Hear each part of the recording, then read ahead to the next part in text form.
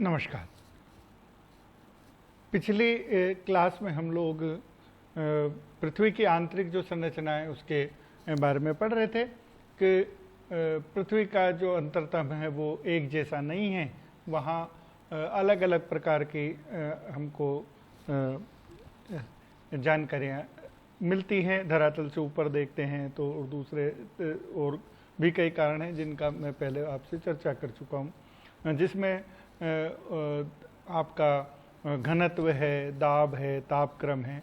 ये कुछ ऐसी चीज़ें हैं जो जिनके एविडेंसेस के माध्यम से मैंने आपको बताने का प्रयास किया कि पृथ्वी का जो अंतरतम है वो समान नहीं है। तो ऐसी स्थिति में जब समान नहीं है तो कैसा हो, तो इसके लिए कई चीज़ें, जैसे एक और जैसे प्रमाण जो उनमें रह गया, तीन में एक चौथा, वो चौथा प्रमाण है ज्वालामुखी। ज्वालामुखी को लेकर हम ये कह सकते हैं कि जब ज्वालामुखी कहीं भी विश्व के किसी भी पार्ट में विस्फोट होता है तो हमको ध्यान में आता है कि बहुत बड़ी मात्रा में जैसे पहले गैस निकलती है, फिर आपके गर्म पदार्थ लावे के रूप में निकलता है, फिर मैग्मा निकलता बड़ी भारी मात्रा में। और कहीं कहीं अपन देख रहे हैं कि विस्फोट नहीं होता है तो एक कोई दरार है, इसमें से लगातार बड़ी मात्रा में कोई न कोई द्रव्य बाहर निकल रहा है जो जिसका तापक्रम बहुत ज़्यादा है। या कई गीज़र देखते हैं हम लोग, स्प्रिंग देखते हैं तो उनमें बहुत बड़ी मात्रा में जैसे कहीं भाप निकल रही है। तो भाप निकल रही है इसका मतलब ऐसा है कि कहीं ना कहीं उसका कनेक्शन अंतरतम के ऐसे भूभाग से जहाँ तापक्रम ज़्यादा है। तो हमारी जो धारणा है कि पृथ्वी का अंतरतम कैसा, ऊपर से देखने पर अपने को लगता है कि जैसा आप और हम रोज़ देख रहे हैं, जिस पर हम रहते हैं भाग पर, तो वो तो ऐसा गर्म नहीं है, लेकिन अंदर गर्म है। तो इसका मतलब ये है कि ऊपर से ठंडा है, नीचे जाते जाते गर्म है। तो पृथ्वी का जो अंतरतम हम सोचते हैं वैसा हमको ध्यान में आता है कि नहीं है। इसका मतलब ये है कि कहीं ना कहीं उसमें अंतर है, ऊपर अलग है, नीचे अलग है। तो ये चार विषय जैसे मैंने आप लोगों को बताए, घनत्व, दाब, ताप और ये ज्वालामुखी, इससे तो ये निर्धारित होता है मोटे मोटे रूप में तो पृथ्वी का जो अंतरतम है वो समान नहीं है, वो अलग अलग प्रकार का है। और अब उसके वैज्ञानिक प्रमाण क्या क्या हो सकते हैं इसके बारे में कई सारे विद्वानों ने अपनी अपनी राय प्रकट की है। हम उन विद्वानों की बातों को अब आगे पढ़ेंगे।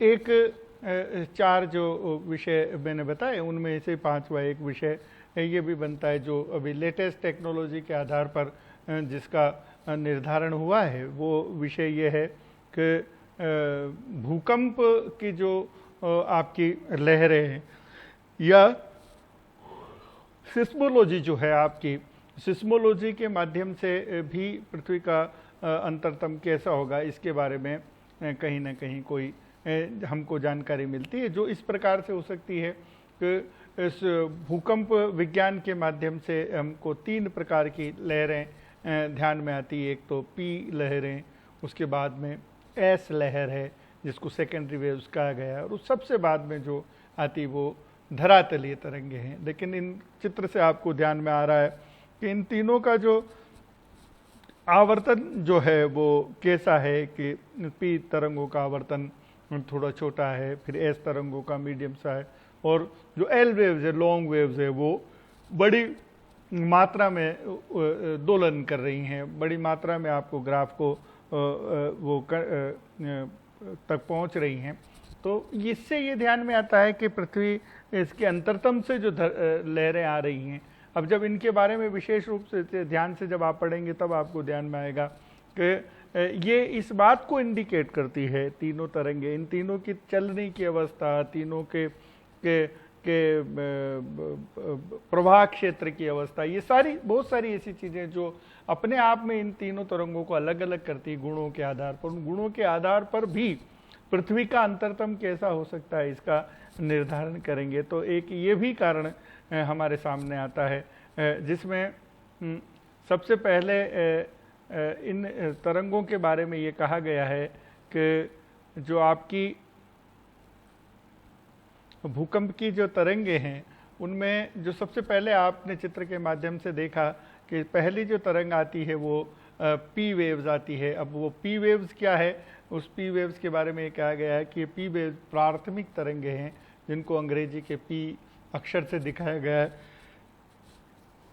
इनके बारे में ये कहा जाता है कि ये तरंगे ध्वनि की तरंगों के समान है। ध्वनि की तरंगों के समान का मतलब ये होता है कि अगर उनके राह में कोई अवरोध भी आता है तो भी वो दाएं बाएं से पार कर कर चली जाती है। बात ये अलग है कि वो दाएं बाएं जब करती हैं, होकर जाती हैं, बीच में से किसी से टकराती हैं, तो वो थोड़ी बहुत मात्रा में क्षीण जरूर हो जाती है। इसलिए जैसे अपन ध्वनि सुनते हैं, हम दीवार के पीछे से भी कोई बोल रहा है तो प्रकाश तो अगर दीवार के पीछे से तो हमारे तक नहीं आ पाएगा, लेकिन ध्वनि की तरंगे जहाँ भी उसको स्थान मिलती है वहाँ से वो हम तक आ जाती है। कहीं दूर भी कोई लाउड स्पीकर बजता हो तो हम तक सुनाई देता है, जबकि उसके बीच में कई सारे अवरोध होते हैं, तो वो ध्वनि की तरंग हैं। और इनको अंग्रेजी के ये आपके जो जिसको कहते हैं अपने भूकंप तो जो आता है उसमें भी जो प्राइमरी पी तरंग है वो कैसी हो सकती है, इसके बारे में इसमें बताया है कि पृथ्वी के अंदर चलने वाली जो पहली तरंग धरातल पर पहुंचेगी वो पी तरंगे हैं। 3 प्रकार की जो तरंगे हैं उनमें से तो पी तरंग इसके बारे में ये कहा जाता है कि इसकी गति सबसे अधिक होती है और ये 8 से 14 किलोमीटर प्रति सेकंड के हिसाब से पृथ्वी के अंतरतम से चलकर धरातल पर पहुंचती है। अधिक गहराई तक प्रवेश कर जाती है और ठोस भाग में भी गुजर जाने का इसकी अपनी एक क्वालिटी है, अपनी एक विशेषता है। लेकिन ये कहा जाता है कि ठोस भाग से जब वेव्स गुजरती है तो उतनी गति से नहीं, उसकी गति कुछ कम हो जाती है तथा वह कुछ मुड़ सी जाती है, उसका मार्ग में थोड़ा सा परिवर्तन हो जाता है। पर लेकिन ये जरूर है कि वो ठोस में से होकर निकलती है। ये इस बात को इंगित करता है कि पृथ्वी का जो अंतरतम ठोस है जो मेघमा से बना हुआ है उसमें से ये गुजरेगी तो सही, लेकिन इसका मार्ग जो है वो थोड़ा सा परिवर्तित होता है। ये इसकी अपनी एक प्राथमिक तरंगों की एक विशिष्टता है। दूसरी जो आपकी तरंगें होती हैं वो उनके बारे में ये कहा जाता है कि वे द्वितीयक तरंगे हैं, गौण तरंगे हैं तथा जिनको आड़ी तरंगे भी कहा जाता है। अंग्रेजी में इनको सेकेंडरी वेव्स कहते हैं, जिसको अंग्रेजी के एस वेव से पुकारा जाता है। एस वेव्स के बारे की पहली विशिष्टता है, इसके बारे में यह कहा जाता है कि प्रकाश और जल की तरंगों की तरह है।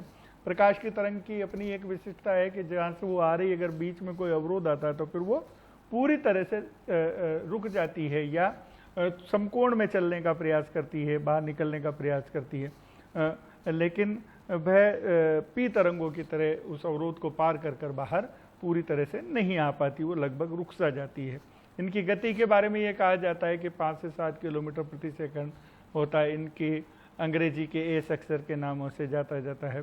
तरल पदार्थों में, जैसा मैंने पहले भी आप लोगों को चर्चा की है कि पी तरंग तरल पदार्थों में से भी निकल जाती है, जबकि द्वितीयक तरंग जो है, एस तरंग जो है, वह तरल पदार्थों में अस्पष्ट या लुप्त प्राय हो जाती है। उसकी धीमी बहुत मंथर हो जाती है, बहुत धीमी गति से चलने लगती है। ऐसे में उसके सामने चलने का संकट होता है। तो 2 तरह की तरंग हो गई, यानी कि 2 प्रकार की परतें की बात इस माध्यम से हम कर सकते हैं। तीसरी जो धरातलीय तरंग है, सरफेस वेव्स हैं, वो सबसे ऊपरी भाग तक ही सीमित रहती है, यद्यपि वो अंतरतम में प्रवेश नहीं कर पाती है।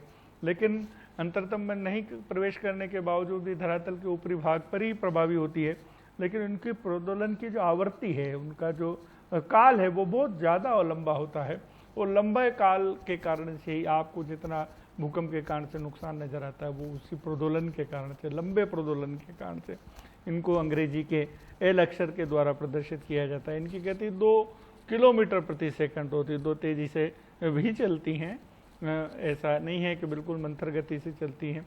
तो बहुत बड़ी मात्रा में, बहुत बड़े क्षेत्र में जो नुकसान होता है वो इन्हीं तरंगों के कारण से। इनसे एक बात ध्यान में आती है कि पृथ्वी का जो अंतरतम है वो आपका एक जैसा नहीं है, और इनके द्वारा, जैसे पृथ्वी का जो अंतरतम है आपका, उसकी रचना कैसे होती है, वो कैसा होता है, ये हम अगले क्लास में डिस्कस करेंगे।